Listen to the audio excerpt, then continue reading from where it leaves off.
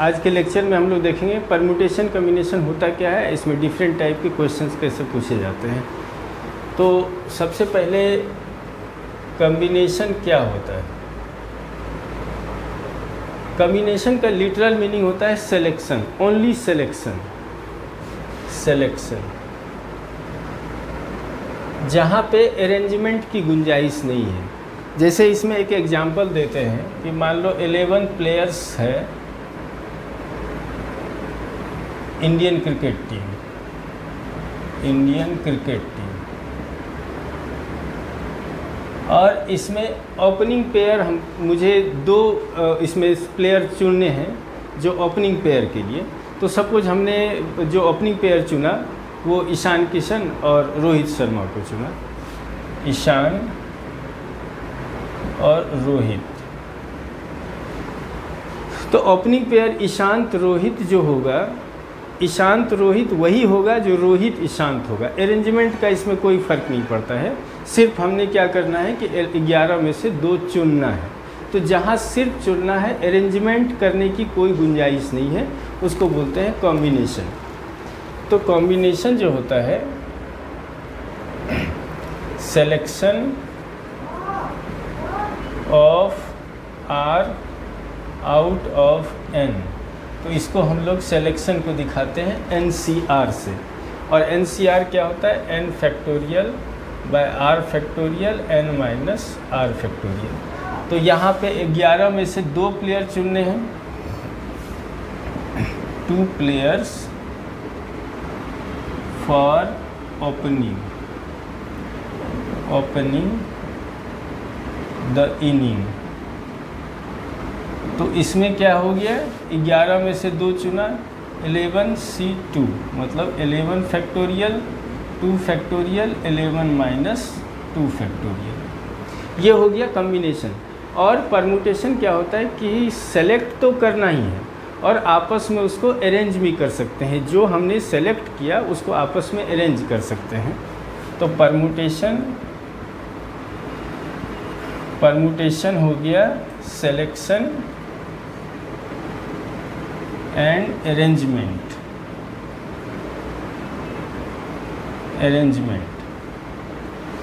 तो इसमें सपोज कि दिया हुआ है 5 डिजिट्स दिए हुए,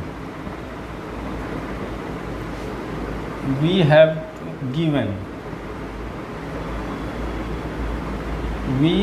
have to form 2 digit number. तो इसमें क्या है कि 5 में से 2 हमने चुन लिया, लेकिन उन 2 को आपस में अरेंज कर सकते हैं। सपोज कि 5 जो दिए हुए हैं 1 2 3 4 5 डिजिट्स दिए हुए हैं, और हमने सपोज कि 2 और 3 उसमें से लिया, चुना। तो 2 3 से जो देखो बनेंगे, जो हमारे 2 डिजिट नंबर बनेगा वो 23 भी बन सकता है, 32 भी बन सकता है। मतलब आपस में अरेंज कर सकते हैं। सिर्फ यहाँ सिलेक्शन इम्पॉर्टेंट नहीं है, अरेंजमेंट भी इम्पॉर्टेंट है। तो वहाँ पे क्या लगता है, परम्यूटेशन। तो 5 में से 2 चुन लिया और उनको आपस में 2 को आपस में अरेंज कर सकते हैं। तो इसको अभी बताता हूँ कि ये आपस में जो अरेंज करने का 2 का 2 फैक्टोरियल क्यों लिखा हमने। तो ये वही होता है, डायरेक्टली हम लोग लिख सकते हैं 5p2। मतलब क्या होता है कि permutation of r out of n, इसको लिखते हैं NPR। और NPR क्या होता है, n factorial by n minus r factorial. तो इसीलिए देखो कि ये जैसे लिखा हमने n factorial n minus r factorial, तो और इसमें क्या था, तो NPR हो गया n फैक्टोरियल और n माइनस r फैक्टोरियल। और NCR हमने क्या लिखा था, n factorial by r factorial n minus r factorial. इसीलिए NPR क्या होगा, NCR इंटू r फैक्टोरियल। मतलब ये परम्यूटेशन क्या हो गया, selection plus arrangement, selection and arrangement. मतलब n में से r को सेलेक्ट करके अरेंज किया, उसका वही मतलब होता है n में r को सेलेक्ट किया और आपस में अरेंज किया। अब इसके कुछ एग्जाम्पल हम लोग देखते हैं। तो देखो, जैसे हम लोग एक कोई वर्ड लेते हैं, सपोज हमने लिया केमिस्ट्री।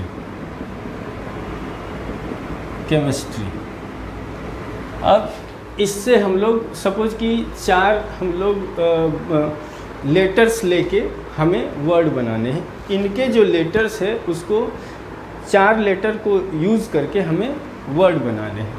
तो कितने लेटर हैं? 1 2 3 4 5 6 7 8 9। तो how many 4 letter words can be formed using letters of word chemistry। तो देखो इसमें क्या है, 9 में से हमें 4 लेना है, चुन लिया। लेकिन उन जो 4 को चुना, सपोज कि CHEM चुना, तो HCEM भी तो अलग वर्ड हो सकता है, तो आपस में अरेंज कर सकते हैं इंटू 4 फैक्टोरियल। मतलब क्या हो गया, 9 factorial by 4 factorial, 9 minus 4 factorial into 4 factorial. और डायरेक्टली क्या लिख सकते हैं हम लोग, सेकेंड वे डायरेक्टली लिख सकते हैं 9p4, मतलब 9 फैक्टोरियल 9 माइनस 4 फैक्टोरियल, डायरेक्टली भी लिख सकते हैं। अब देखो कि सपोज कि 6 फ्लैग दिए हुए, flags of different colours are given. How many signals can be given using 4 flags at a time?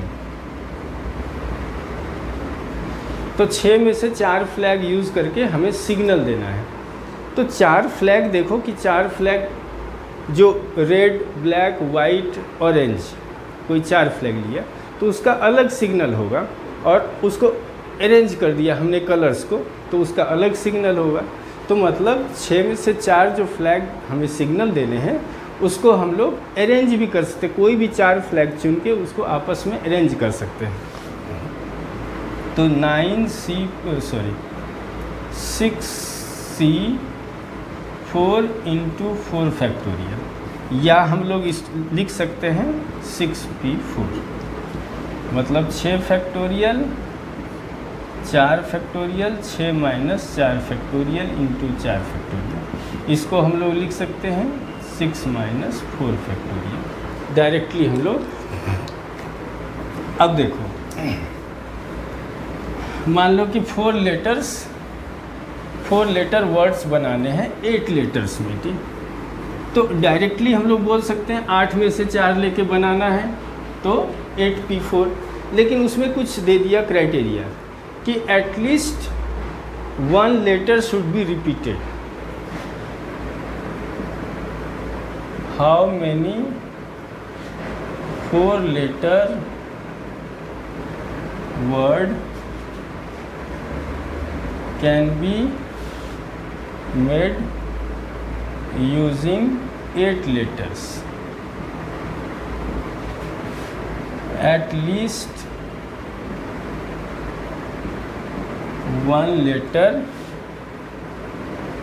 should be repeated.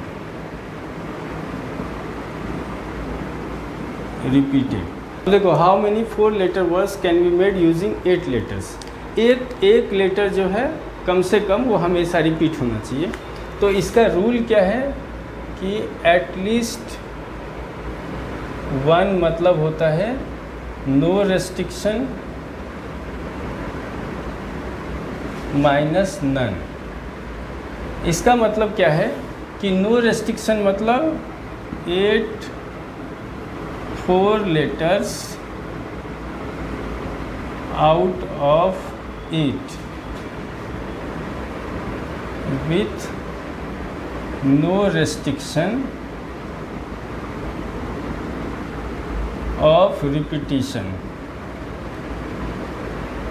मतलब कितनी बार भी हम लोग यूज़ कर सकते हैं किसी भी लेटर को। तो पहला प्लेस पे देखो 8 में से कोई भी लेटर रख सकते हैं। ये 4 लेटर 4 लेना है तो यहाँ पे 8 में से कोई भी रख सकते हैं और रिपीट कर सकते हैं। तो फिर यहाँ पे भी क्या 8 में से 8 रख सकते हैं, 8 रख सकते हैं, 8 रख सकते हैं, मतलब 8 × 8 × 8 × 8, 8 to the power 4। और नो लेटर इज रिपीटेड। तब क्या होगा, 8 में से 4 चुन लिया और आपस में उसको अरेंज कर दिया। तो इसका मतलब एटलीस्ट 1 लेटर रिपीटेड। तो क्या होगा 8 to the power 4 minus 8c4 × 4 factorial. अब देखो मान लो कि 15 कॉन्सोनेंट दिए हुए हैं, उसमें से बोल रहा है कि 4 consonant low, 15 consonants and 5 vowels given. और इसमें से make in how many ways words of 5 consonants and 3 vowels can be made। तो इसमें देखो 15 में से 5 कॉन्सोनेंट चुन लिया और ये मल्टीप्लाई मतलब होता है एंड 5 वॉवेल्स में से 3 चुन लिया। अब जो हमने 8 चुना उसको आपस में अरेंज करके डिफरेंट वर्ड्स बना सकते हैं। तो क्या हो गया 8 फैक्टोरियल। अब देखो मान लो कि अ बॉक्स दिया हुआ है, इसमें 3 वाइट 4 ब्लैक और कुछ भी दिया हुआ है 6 रेड बॉल्स। अब 5 balls have to be drawn from box. अब उस 5 बॉल में क्या है, at least 1 black ball should be there.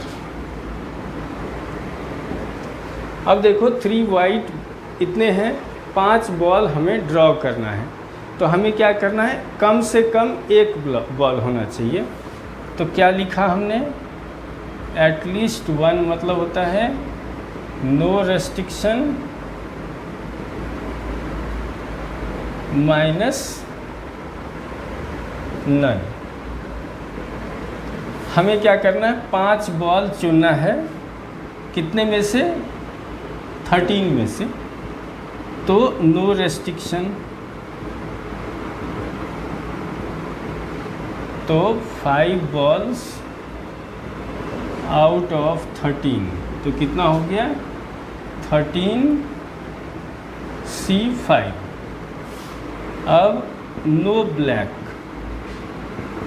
तब भी तो चुनना है 5, तो कितने में से, लेकिन 9 में से 9c5। तो एटलीस्ट 1 ब्लैक मतलब क्या हो जाएगा 13c5 माइनस 9c5। ये हमारा हो गया ये। अब देखो कि इसमें डिफरेंट हम लोग देखते हैं। अब एक क्वेश्चन देखो पूछता है काफ़ी कि 5 बॉयज़ हैं और 5 गर्ल्स हैं, 5 boys 5 girls. In how many ways? Many ways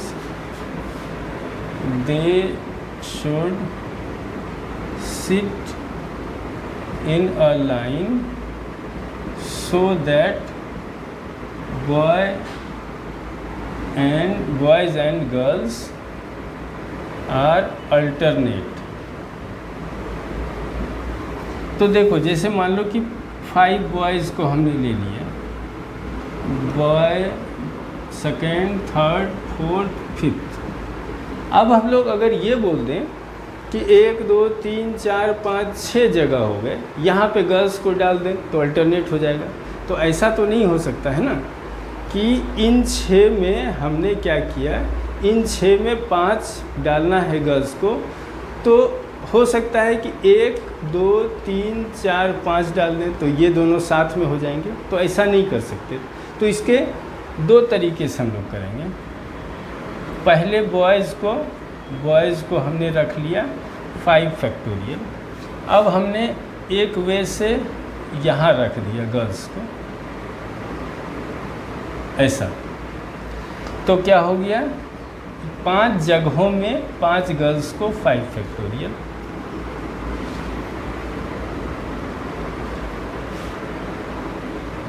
and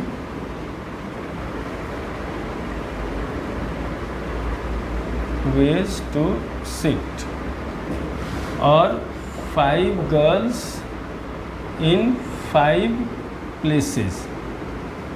तो क्या हो गया, 5 फैक्टोरियल। मतलब क्या हो गया, number of ways 5 factorial into 5 factorial. तो ये पहला वे हो गया। दूसरा हो सकता है ऐसे, यहाँ रखा था, अब यहाँ रख दिया, तो 5 फैक्टोरियल इंटू 5 फैक्टोरियल। तो total number of ways 5 factorial into 5 factorial plus 5 factorial into 5 factorial. इसको सॉल्व कर लेंगे। अब देखो, एक क्वेश्चन हम लोग देखते हैं। अब इसमें क्या है कि एक पूछता है क्वेश्चन कि कॉम्बिनेशन में, कि देखो इसमें एग्जाम्पल के साथ बताता हूँ। Selection of r out of n if k always taken. मतलब क्या हो गया, selection of 11 players out of 20 if 2 players always taken। 20 में से 11 प्लेयर चुनना है, लेकिन हमें क्या करना है, 2 जो है वो फिक्स है, उनको लेना ही लेना है। तो 20C11, लेकिन 2 तो फिक्स है, उनको तो हमेशा लेना है। तो क्या किया हमने, 2 को हम साइड कर दिया कि तुम दोनों फिक्स हो गए। तो अब कितने बचे, 18 सॉरी, और उसमें लेने कितने हैं, 9, मतलब -2 -2, तो 18C9, क्योंकि 2 फिक्स हैं। तो ये क्या हो गया, equals n - k CR - k। ये पहला हो गया। और selection of R out of n if k never taken. तो ये selection of 11 players out of 20 if 2 players never taken। अब तो 2 को कभी लेना ही नहीं है, तो उन दोनों को साइड कर दिया, भगा दिया। तो अब कितने बचे? 18। 18 में से चुनने कितने हैं? 11। तो 20C11 -2 18C11। तो ये क्या हो गया? n-k-C-r। तो ये हो गया परम्यूटेशन एंड कम्बिनेशन का हमारा क्वेश्चंस। अब आगे देखते हैं नेक्स्ट लेक्चर में। Thank you.